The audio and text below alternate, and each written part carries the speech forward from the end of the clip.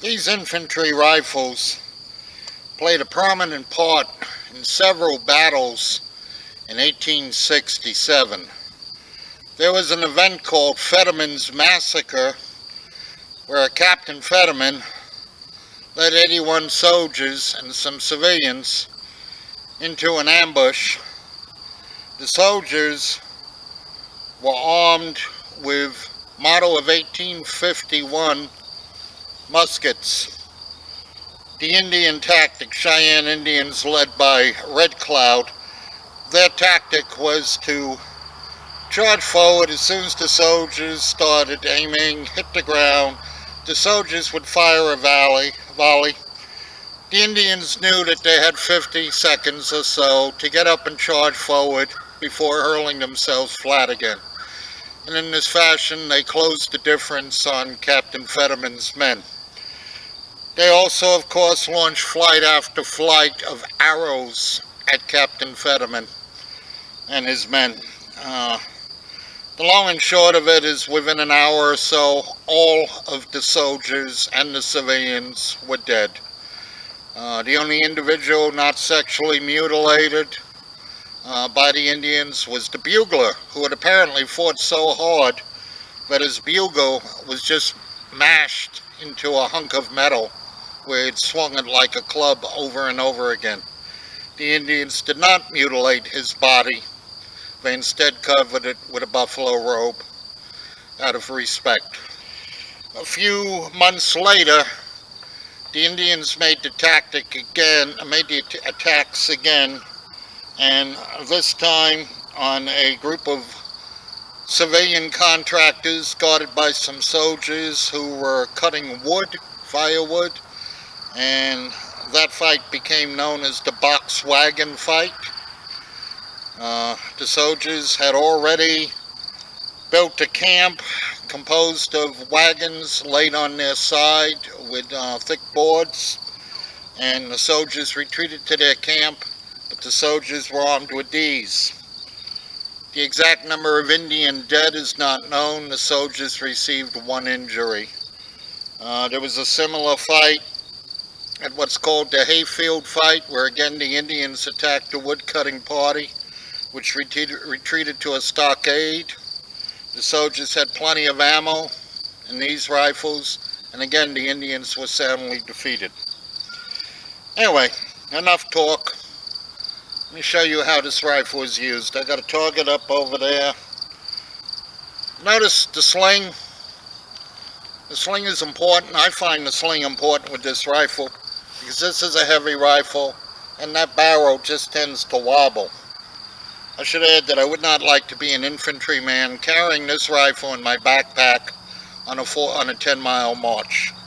It's a heavy sucker. But that's what they did back then. So I'm in half cock. I slid my bullet forward. I've closed the notch. This will be the first time this rifle's been fired in God knows how long.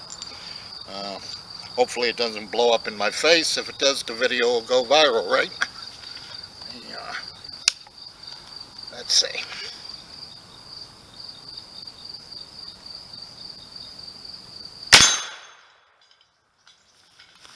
Yeah, I don't know if you can see that or not, but that metal target's got a nice new divot in it. I'll try that again in a minute. Let some of that smoke clear. Let's test the ejection. Same thing. Put your weapon on half cock. She pops right out. Slide it forward. Go back to cock.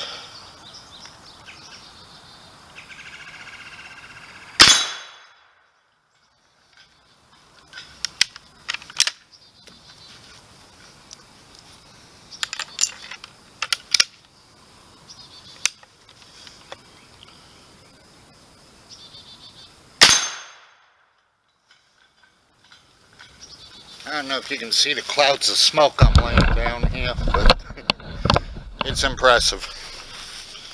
Let's do a couple more. Let's do 3 more.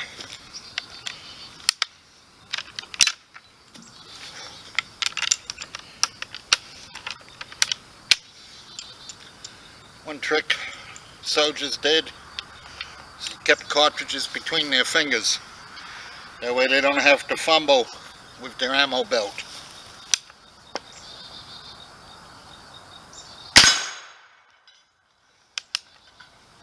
Oops, don't want that.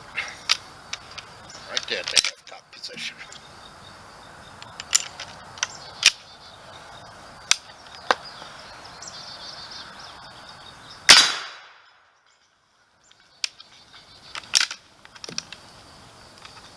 The ejector on these works very well at kicking them out.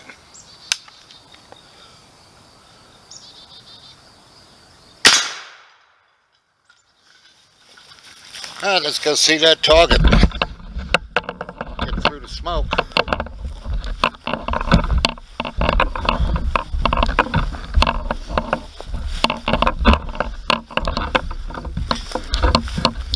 These are the marks from that bullet. Here you have it, gentlemen. U.S. Army, model of 1866. Trapdoor rifle. Allen conversion. No evidence of fouling, but I'm sure I'll see some when I clean. The rear sights were crude. They were left over from the musket. The Army didn't bother to change them. Battle fire sight 0 is 200 yards. And it's a pretty impressive handful. Hope you like it. Please like, subscribe, share it with your friends. Thank you.